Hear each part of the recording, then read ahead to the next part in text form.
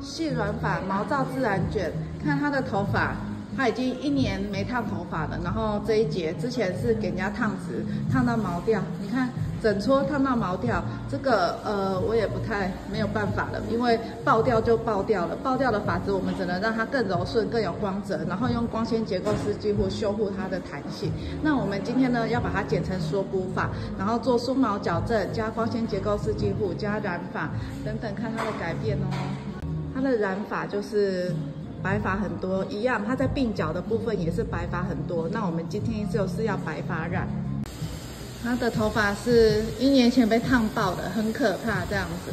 然后我们今天是来缩毛矫正，加光纤结构式肌护，然后加白发染。因为刚刚有看到前面的影片哈，它白发也很多。先给你们看一下深棕色，你看它发根。刚刚看这边白发很多，对不对？近一点给你们看哦。你看我没有帮它调得很黑，但是它的白发都已经过色了，这样子。对，你看，然后因为它的发尾的地方真的是被烫爆掉的地方，都完全没有弹性，而且头发的质感也不好，颜色会退很快。所以我这次发尾有特别稍微调深一点点，让它的发尾颜色不要退得那么快。对，那一样深棕色，因为它有透明感。